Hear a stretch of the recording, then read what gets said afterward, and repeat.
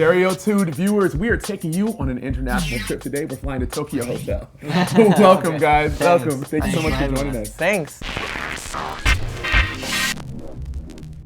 How have you grown from when we first met you to what you've got right now? Well, I think a lot of time passed. Not at all. Like we are still the same. No, it's kind of like shocking because someone like told us the other day we were in the studio and he's like, "Oh, I was growing up to your guys' music." I was like, "What?" I felt old. so old. I was like, we're 25 "Wait a and minute." somebody grew up to our music. It's horrible. No, but just a lot of time passed. We haven't done an album in a long time. So the last album came out in 2009, and it took us some time. I mean, to be honest, we took some time off, so we weren't really like doing anything.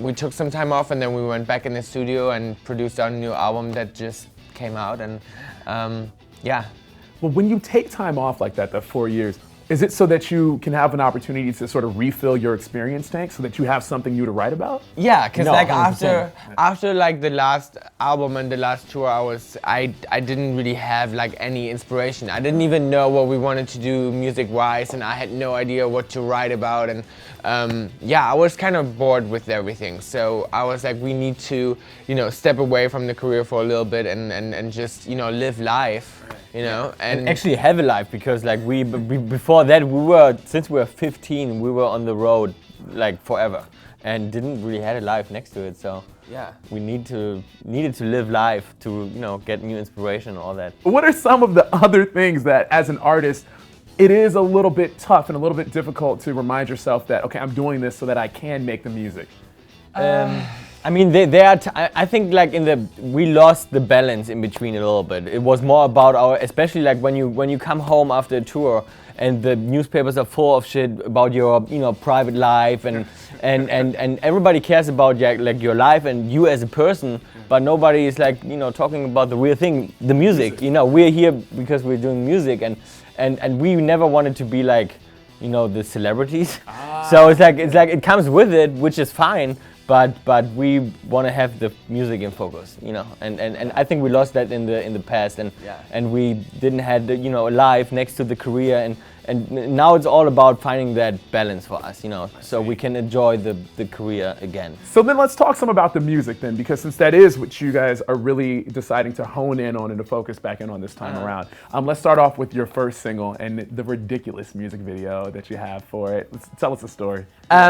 So the inspiration, actually I wanted to do that kind of video for a while. I wanted to do that orgy thing because I was inspired by that movie called Perfume, and so the guy in the end is like, he's pulling out his perfume he was making, and he's getting a lot of hate. He's getting a lot of hate. They actually want to kill him because he was murdering. Yeah, he was murdering people. Okay. And then it's a good movie though. You should see it. And then so the guy pulls out that perfume, and then everyone who wanted to kill him and they were so full of hate that it turned into an orgy because of that perfume. Everyone was starting to make out. Love. So my idea was always I loved that scene so much that I said I want to do that with music, and then I already wanted to do that with the last album, but we just never had the right song, and but with Love Who Loves You, but with like Love Who Loves You Back, it was just the perfect song to finally do it, and we had the great director who wanted to do it as well, and then and I said I want to be involved,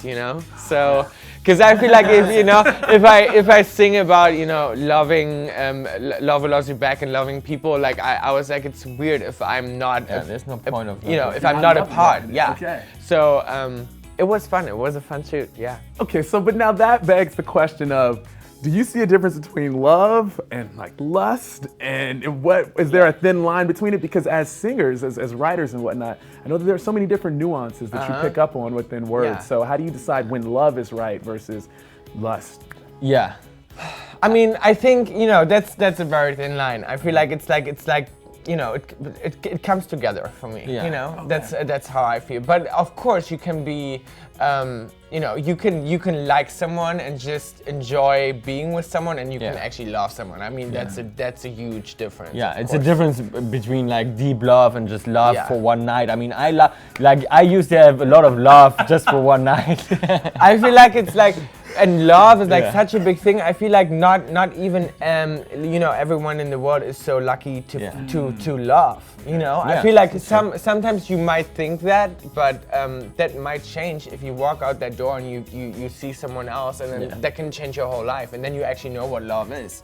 And I feel like some people never even really love and never really find their true love, because I feel like we're so many people out there, and I feel like you are very lucky if you find the person you really love. What is it about your particular sound or from the place that you are writing and performing from that you think makes it so easy to connect with everyone who's watching us now, but then also people who, just everyone in the world? I think it's mainly about the guitar player in the band.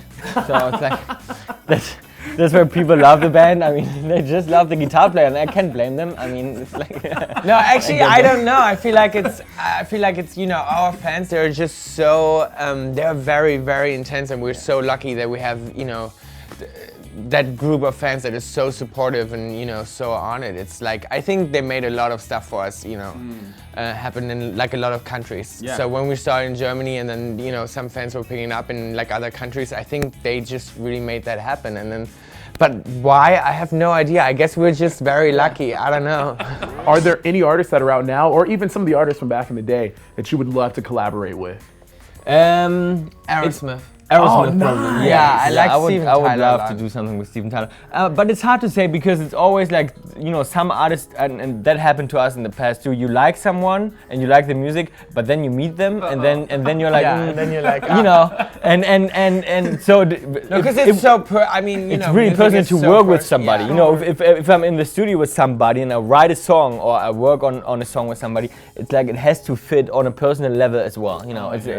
And it's hard to tell. Most of the people are nice on TV, and if you meet them backstage, you're like, what? No.